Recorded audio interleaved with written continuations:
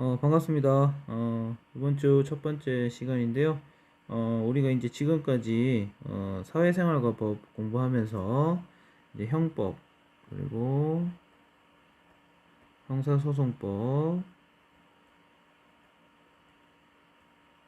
그 다음에 근로관계법, 요 세 가지를 공부를 했습니다. 그죠? 그래서, 어, 상당히 중요한 부분들이고, 그 다음에 뭐 요번에 기말고사에서도 우리가 여기까지는 중간고사까지 쳤으니까 여기서부터 형사소송법부터 들어간다 이렇게 생각하시고, 그리고 특히 요 두 가지는 형사소송법하고 근로법은 아주 중요하게 다뤄질 것 같습니다. 이제 마지막 단원인데요. 마지막 단원은 여기 국제관계와 한반도입니다. 그래서 여기서 핵심은 아무래도 국제관계겠죠. 그래서 국제관계에 있어서 국제관계가 어떻게 형성되었고 어떤 과정을 통해서 변화했고 그 다음에 어떤 특징 가지고 있으며 그 다음에 국제관계에서의 어떤 법 문제에 대해서도 국제법에 대해서도 공부를 할 겁니다. 그 다음에 이제 그 다음 단원에서는 뭐 여러 가지 우리 세계 속의 국제 문제들 어떤 문제들이 있고 그런 문제들을 해결하기 위한 국제 기구에는 어떤 것들이 있는지 이런 식으로 공부를 할 거고요. 마지막에서는 이제 우리 한반도와 둘러싼 여러 가지 국제 문제들 살펴볼 겁니다. 이 국제법 단원을 들어가기에 앞서서 여기는 이제 법 단원이라고도 보기도 좀 어렵고요.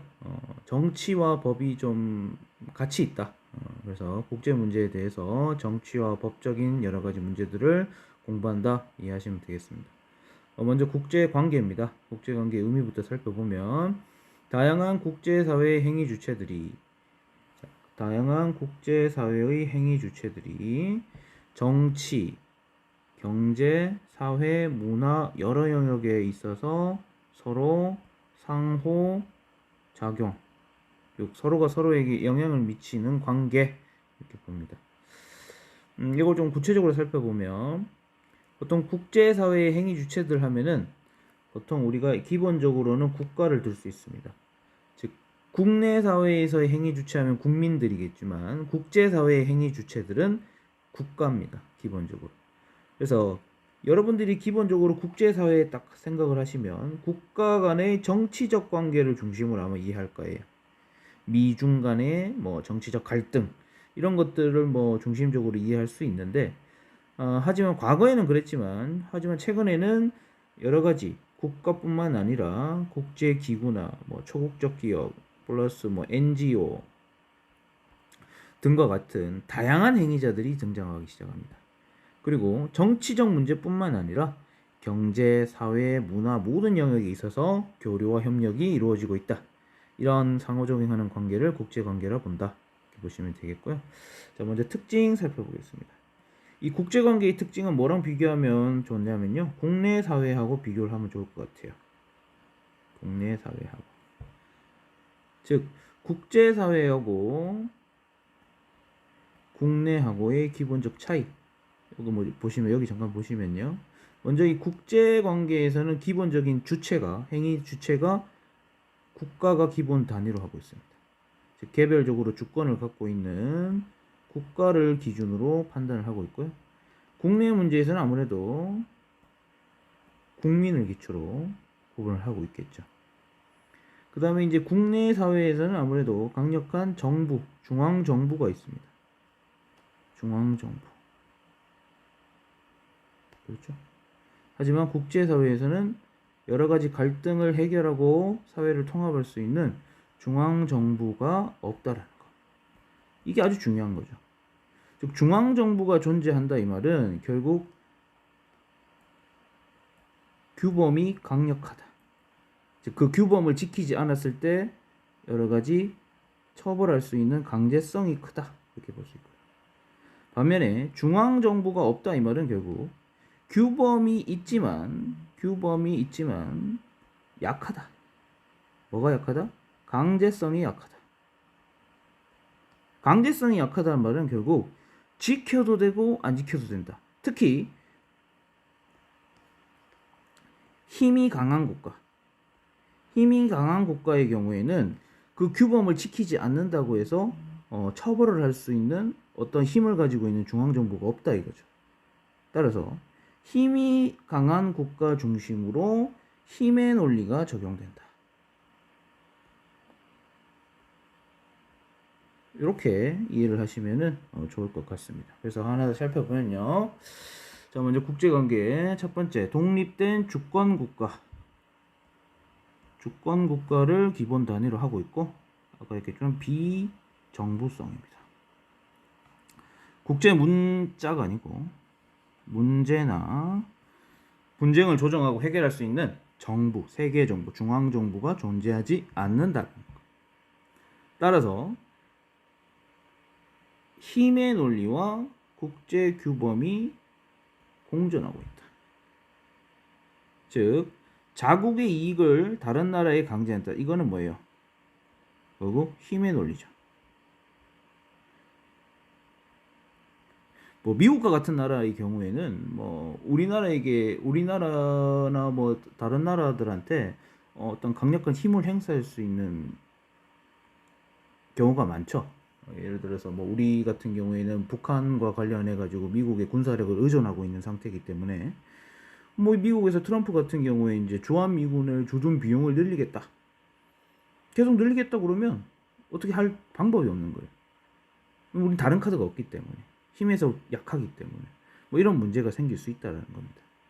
그 다음에 뭐 국제법, 국제협약 다 해놓고 자기들 이거 자기 나라한테 불리한데 우린 이거 안 해 하고 자기 마음대로 탈퇴한다든지 뭐 이런 것들을 해도 법을 지키지 않는다고 해도 누가 뭘 할 수가 없다라는 거죠.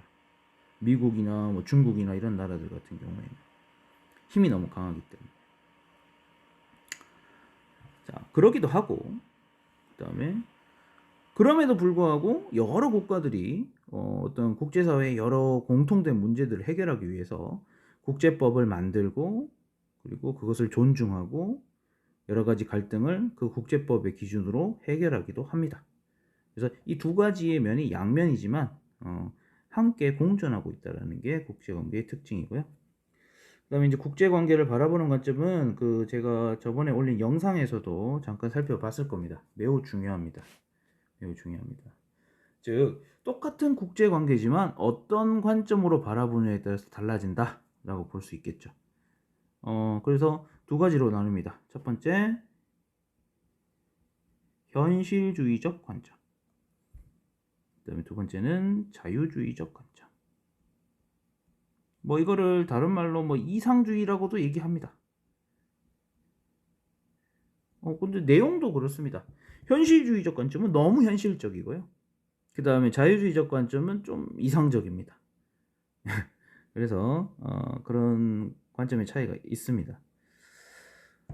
그럼 현실주의는 그죠? 현실주의는 국제사회를 어떻게 볼까요? 국제사회를.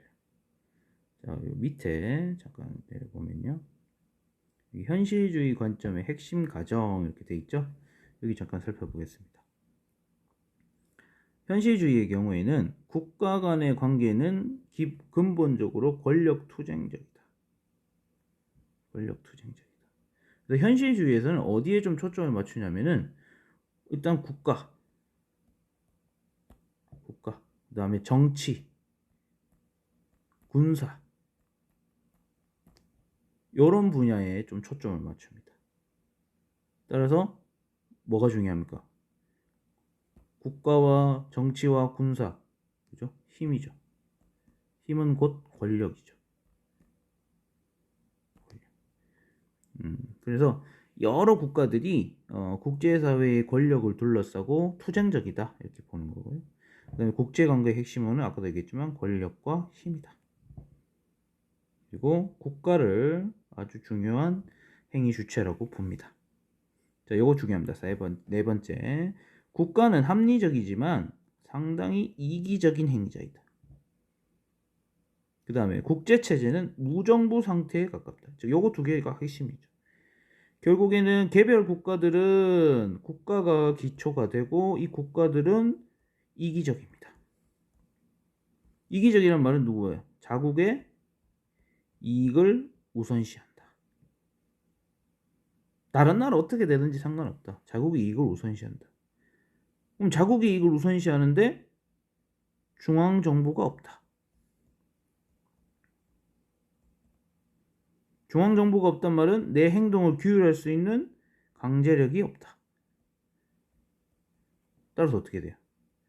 결국에는 힘의 논리에 의해서 움직인다. 이렇게 보는 거겠죠. 그래서 6번째 보겠습니다. 국제체제에서 가장 중요한 것은 자국이고 국가 안보이다. 그다음에 국제관계는 협력이 어려운 제로섬 게임이다. 영합 게임이다. 여기서 제로섬은 뭐 그렇죠. 저번에도 제가 설명을 했는데 예를 들어서 A 국가가 있고 B 국가가 있습니다. 그러면 이 둘의 관계에서 얘가 플러스 3만큼의 이익을 얻었어요.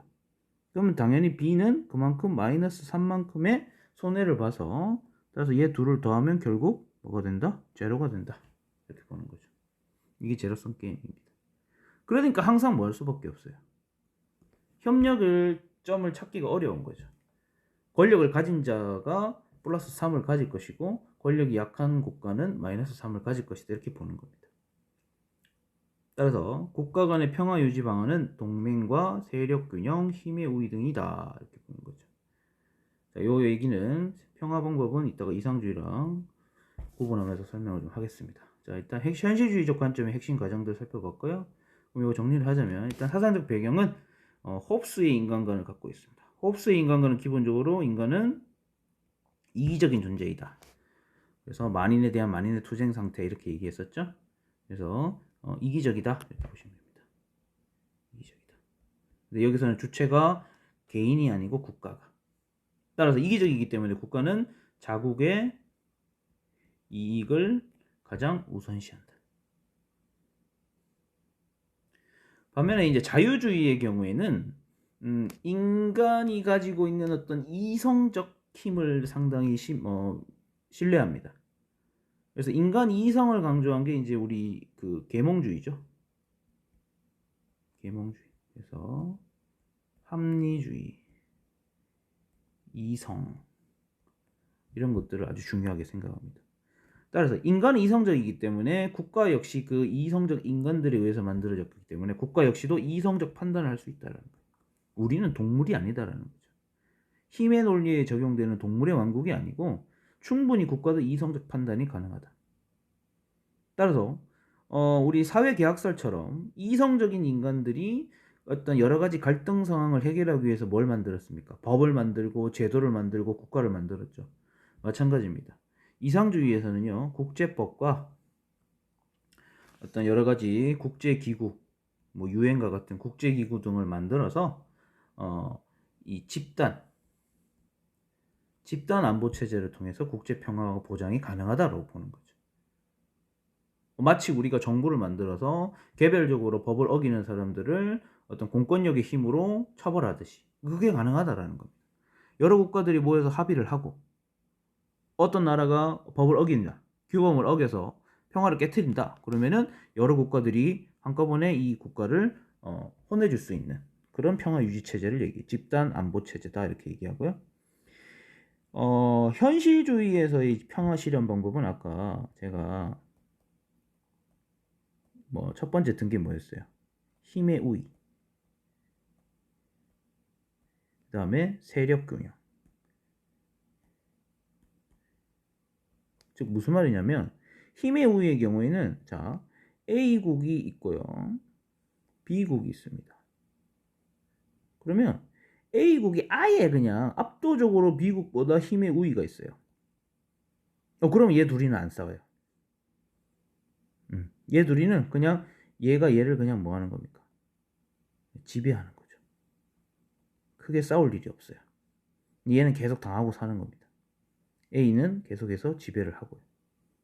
이런 관계가 형성되든지 이제 문제가 되는 거는 좀 삐등삐등한 애들끼리 있을 때가 문제가 됩니다. 자 A 국가가 있고요. B 국가가 있어요. 자, 얘 둘이는 힘의 균형이 좀 이루어졌어요. 힘이 좀 비슷합니다.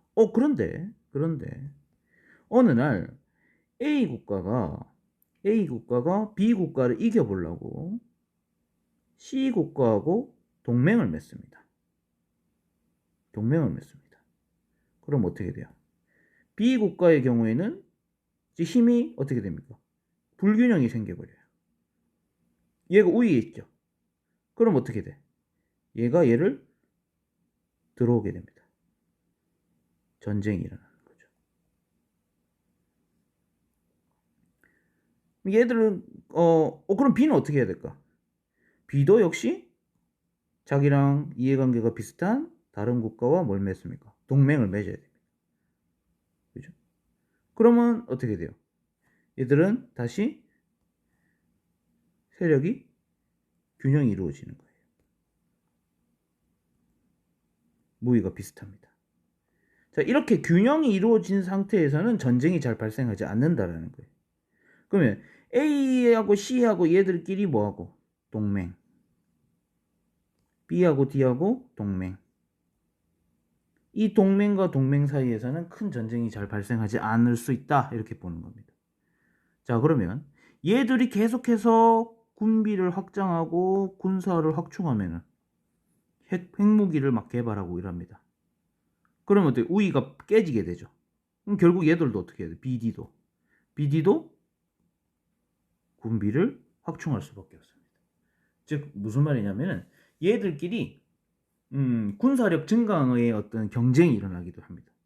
과거에 이제 미국과 소련이 이런 형태였죠. 하지만 미국과 소련은 단 한 번도 전쟁을 한 적이 없습니다. 자기네들끼리는. 그래서 걔들을 냉전 체제 이렇게 얘기하죠. 그래서 현실주의에서는 평화실현 방안을 아예 힘의 우위를 확보하거나 아니면 동맹 등을 통해서 세력과 세력 사이의 균형을 통해서 국가 안전을 보장해야 된다.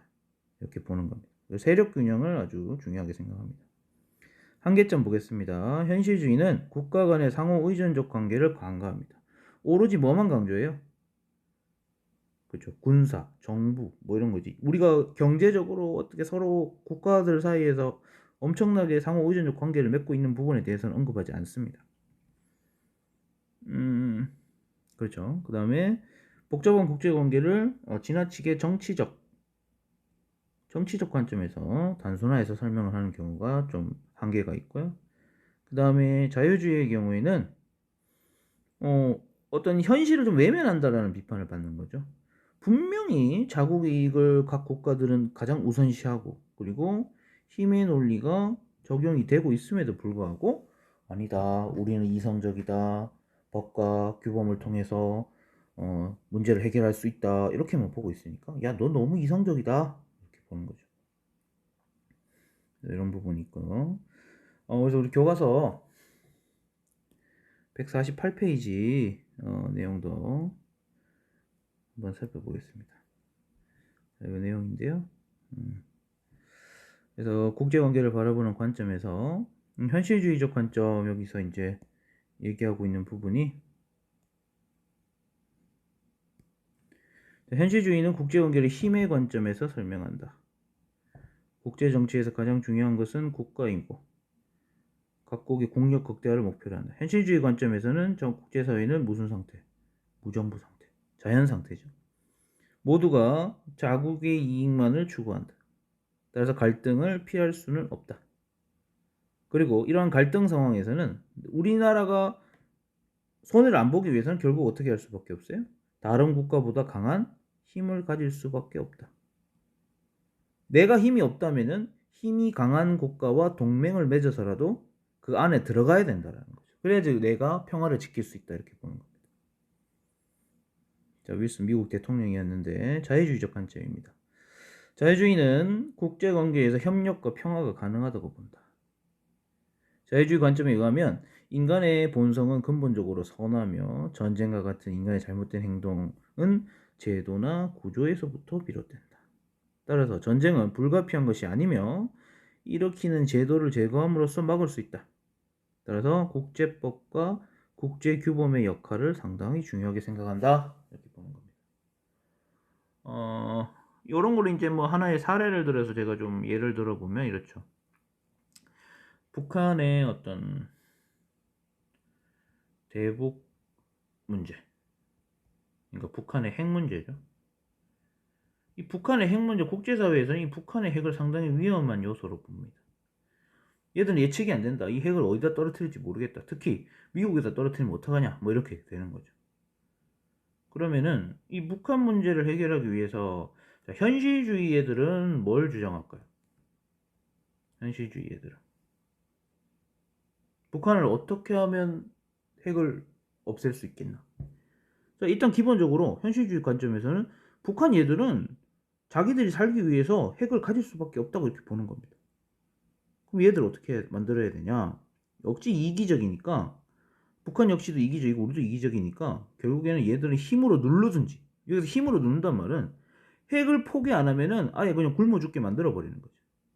그래서 여러 가지 뭡니까 강력한 어떤 제재 아니면 군사력 이런 것들을 통해서 미국을 중심으로 해가지고 실질적인 어떤 고통을 주는 겁니다. 야 그래도 너 핵 안 없애? 이것 봐라 하면서 그죠? 이런 해결책을 제시하겠죠. 여러 가지 막 제재를 펼칩니다.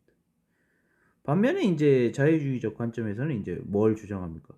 여러 가지 어떤 미국 중심의 어떤 문제 해결이 아니고 어떤 국제기구를 통한 여러 가지 협력, 협상, 그죠? 협상력을 통해서 충분히 다시 평화의 상태로 갈 수 있다 이렇게 보는 입장입니다. 그래서 이렇게 국제 관계를 어떻게 마냐 보느냐에 따라서 원인 분석과 해결책도 달라질 수 있음을 좀 알아보시고요.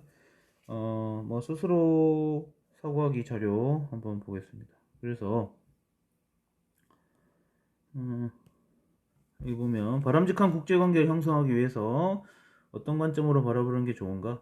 결국 이 국제관계는 이 두 가지 관점을 다 갖고 있죠. 따라서 극단주의적 자유주의는 너무 뭡니까? 이상적이죠. 극단주의적 자유주의 관점은 너무 이상적이다.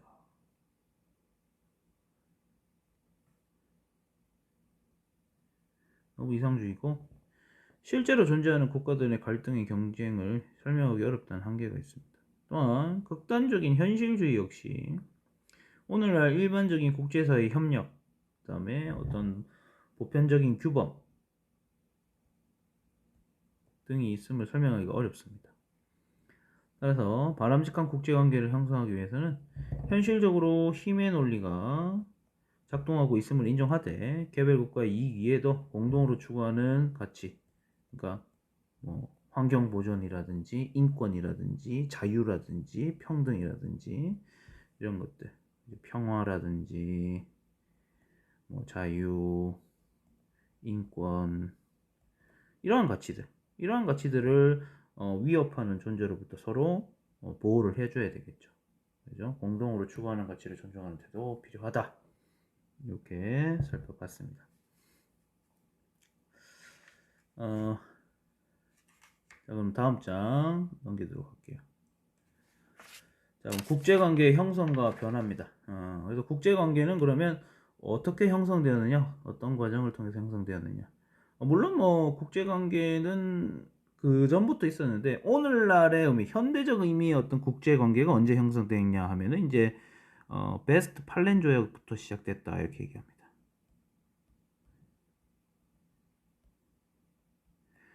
베스트 팔렌 조약의 경우에는 이제 그전 베스트 팔렌 조약 이전에는 주로 이제 정치와 종교가 어떻게 보면 분리가 되지 않았던 시대예요. 그래서 종교적 갈등이 어떤 뭐 전쟁을 일으키고 그래서 베스트 팔렌 조약 같은 경우에 독일에서 어떤 독일의 30년 전쟁 독일에서 이때 당시만 해도 뭐 독일이라는 어떤 주권국가 딱 있었던 게 아니기 때문에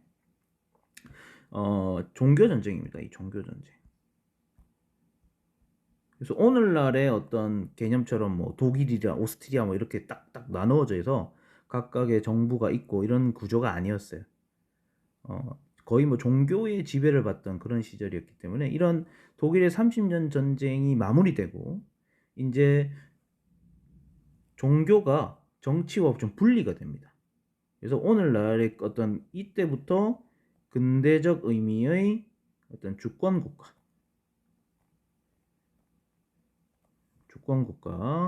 어떤 불가침성을 가지고 있는 주권국가가 등장을 하게 되는 거죠.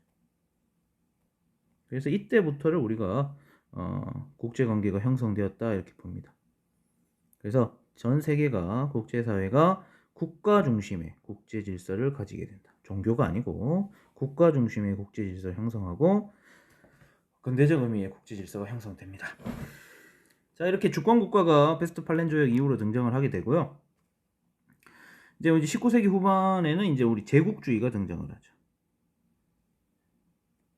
그래서 뭐 유럽의 강대국 하면은 뭐 영국, 그죠? 영국, 뭐 프랑스, 뭐 독일, 뭐 이런 나라들이겠죠. 이런 나라들이 이제 자국의 이익을 극대화하기 위해서 여러 아프리카나 아시아 지역에 식민지 쟁탈전을 벌입니다. 즉 제국을 건설하고자 하는 시대죠. 그리고 이 제국주의는 세계 제1차 세계대전을 발발하게 합니다. 즉 제국주의 정책으로 인한 국가들의 충돌이 일어나죠.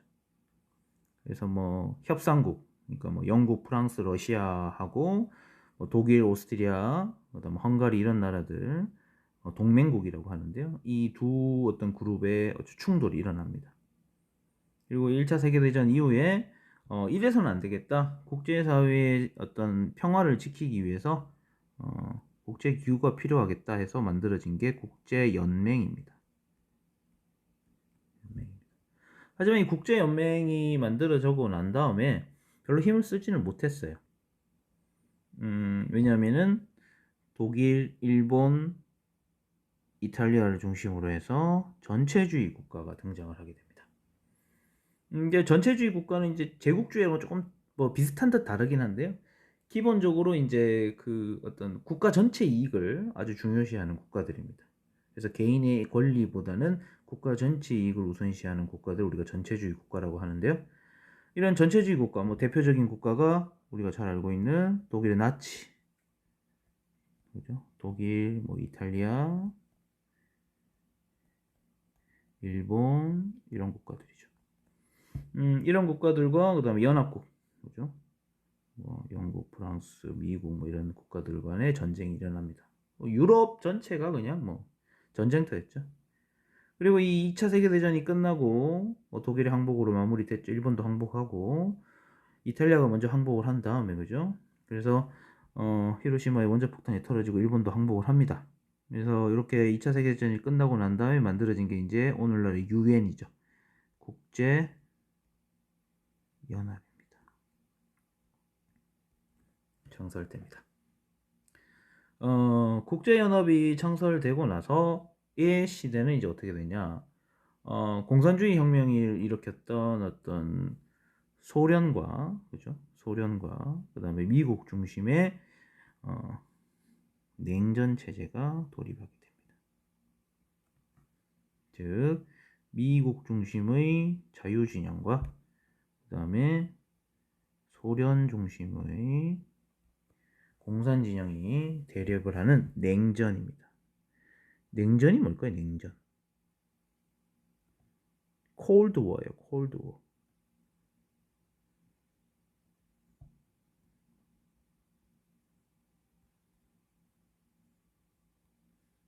그러니까 차가운 전쟁. 실제로 미국하고 소련이 전면전을 한 적은 한 번도 없습니다. 그렇죠? 계속 이 미국 중심으로 해서 민주주의를 추구하는 자유진영, 우리나라도 여기 들어가겠죠? 그다음에 소련을 중심으로 하는 공산주의 혁명을 일으켰던 뭐 중국, 그다음에 동유럽 이런 국가들이 으르렁거리기만 한 겁니다. 실제로 싸우진 않고 막 그래서 막 스파이 같은 거 보내고 막 정보전하고 막 이렇게 하는 거죠. 하지만 실제로 둘이 붙지는 못하죠. 왜냐하면 세력이 균형해. 미국도 핵을 엄청 가지고 있고 소련도 핵을 엄청 가지고 있으니까 둘이 전쟁을 할 수가 없는 거예요. 그러니까 어설픈 누구만 깨졌습니까? 다른 나라에서 막 싸우는 거죠. 대리전을 합니다. 우리나라도 그 희생양이잖아요. 남한과 북한도 이런 냉전의 어떤 가장 중심에서 어떤 희생당한 국가 중에 하나입니다. 결국 이때 당시에는요, 뭐 경제적인 이익 이런 것보다는 어떤 자유와 그다음에 공산주의라는 어떤 이념 대립이 아주 심각했던 것이죠. 그래서 이념과 체제를 중심으로 하는 국제관계. 같은 이념과 같은 체제를 가지고 있는 국가들끼리 동맹을 해서 서로 으르렁대고 있었다. 이렇게 보는 겁니다. 그러다가 이제 조금씩 분열이 일어납니다. 특히 공산 진영에서. 공산 진영에서 분열이 일어나고 그다음에 우리나라 6.25 전쟁 이후에 이제 미국에서는 닉슨 대통령이 뭘 발표하냐면 닉슨 독트린을 발표합니다. 이게 무슨 말이냐면은 그 전까지는 미국이 어떤 자유진영의 대표 국가로서 같은 동맹국들의 어떤 안보라든지 아니면 경제적인 것들이라든지 이런 것들을 막 여러 가지 개입을 많이 하면서 챙겨줬어요. 그런데 더 이상은 이제 못 하겠는 거죠. 이거는 뭐 그래봤자 별로 의미가 없는 것 같아가지고 더 이상 아시아에 대해서 미국이 군사적으로 개입을 하지 않겠다. 너가 알아서 살아라 이거. 너가 알아서 살아라라고 하고 있고요. 그다음에 이때 당시에 이제 중국이 조금씩 성장을 하면서 러시아하고도 갈등이 좀 일어나게 됩니다. 그다음에 유럽도 유럽 나름대로의 어떤 살 길을 찾기 시작을 하죠. 그다음에 일본도 경제적으로 엄청나게 성장을 하기 시작을 합니다. 그리고 제3세계 국가. 자, 요거 좀 알아둡시다. 제3세계. 이게 무슨 말이냐면요. 1세계는 미국을 중심으로 하는 자유진영, 미국 동맹국들. 제2세계는 그죠? 소련을 중심으로 하는 공산진영. 그럼 이도저도 아닌 애들이 있어요. 특히 뭐 남미라든지 아니면 유럽의 스위스 같은 일부 국가들이라든지 스위스, 스웨덴, 북유럽에 있는 나라들이라든지 이런 국가들이 경제적으로 정치적으로 이제 성장을 하기 시작을 합니다. 영향력이 커지기 시작을 해요. 그러니까 얘 둘이만 으르렁거려봤자 별로 의미가 없는 거야. 그리고 이 공산진영은 조금씩 분열이 일어납니다. 쉽게 얘기해서 경제적으로 졌어요. 얘한테. 경제 성장 면에서 한계를 노출하게 됩니다. 그러다 보니까 체제에 대해서 비판이 일어나기 시작을 하고 단합력이 좀 약해지기 시작을 하는 거죠. 그래서 1989년에 미국과 소련의 정상이 만나서 몰타 선언을 합니다. 이 몰타 선언은 결국 미국과 소련의 정상이 만나서 뭘 선언하는 거냐면 우리 이제 냉전은 끝났다.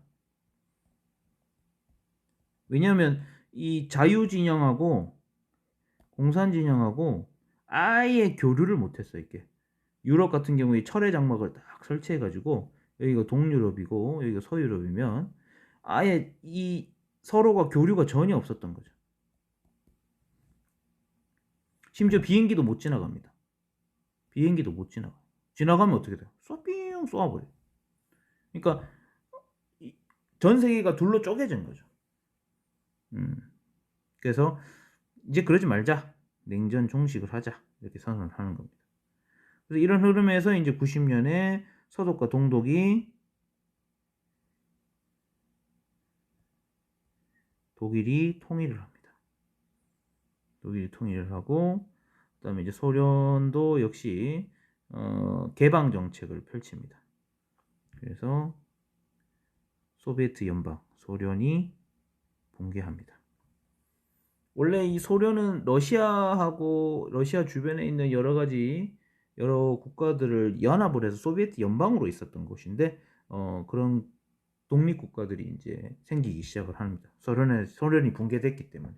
그래서 러시아에서 벗어나서 이런 국가들이 새롭게 다시 형성이 되기 시작을 해서 냉전이 종식이 됩니다.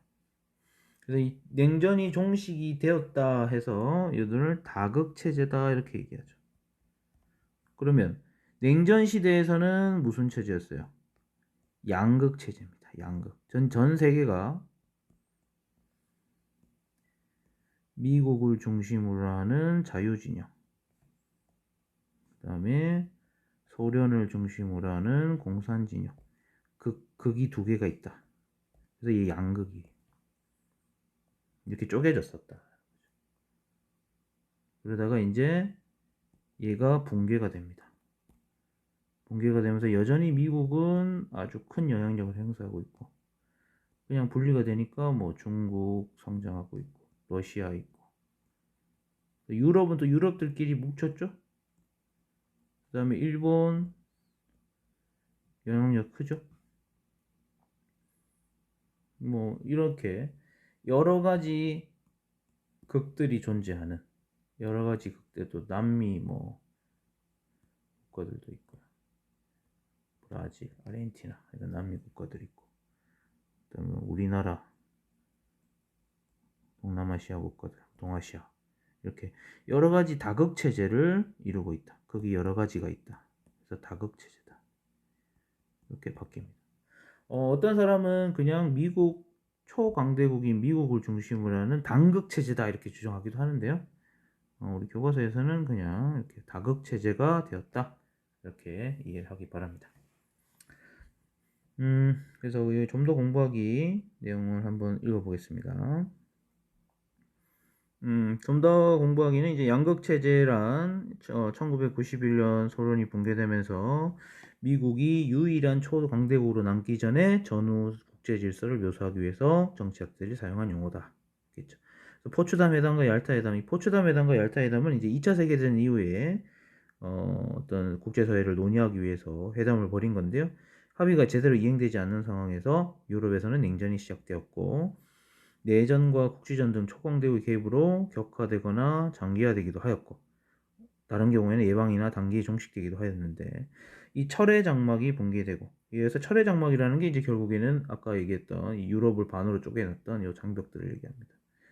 붕괴가 되고 91년 12월 소련의 해체에 이르기까지의 1940년대 후반 이후의 국제 정치 체제를 양극 체제, 냉전 체제 이렇게 얘기합니다.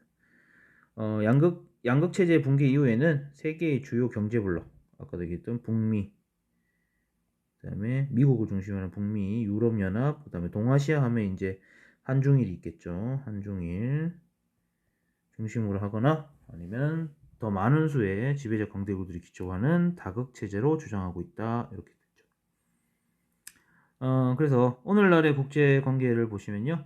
이젠 더 이상 군사적이고 정치적이고 국가 중심의 국제사회가 아니게 됩니다. 다극체제가 되면서 오히려 군사 정치보다는 경제적인 이익을 더 중시하게 되는 거죠. 그러다 보니까 세계화로 인해서 국가 간의 상호 의존성이 매우 심해집니다. 쉽게 얘기해서 전 세계가 중국이나 이런 나라 없이는 생활이 안 되는 거죠. 서로 의존하게 되고요. 그다음에 우리도 뭐 중국하고 교역을 안 할 수가 없는 거죠. 미국하고도 마찬가지고. 그다음에 국가 외에 다양한 생애 주체, 아까도 얘기했던 국제기구, 다국적 기업, NGO 이런 것들의 역할이 증대되었고요. 그다음에 정치, 외교, 군사뿐만 아니라 경제, 문화, 환경, 인권 등 다양한 활동 영역이 확대되었습니다. 이제 더 이상 이념이나 체제나 이런 거 가지고 갈등하지 않는 거죠. 그럼 뭐 가지고 갈등합니까? 이제 국지전이 일어나는 거예요. 뭐 민족 간의 갈등, 종교적 갈등, 여전히 종교적 갈등 일어나고 있죠. 그다음에 자원 가지고 분쟁을 하거나 아니면 영토 가지고 분쟁을 하는 경우가 국지적으로 계속해서 일어나고 있습니다. 오늘날의 이 국제 관계는 이렇게 정의할 수 있다. 이렇게 보시고요. 오늘 좀 길었는데 여기까지 하고 다음 시간에 우리 국제법에 관련해서 공부를 좀 더 해보도록 하겠습니다. 수고했습니다.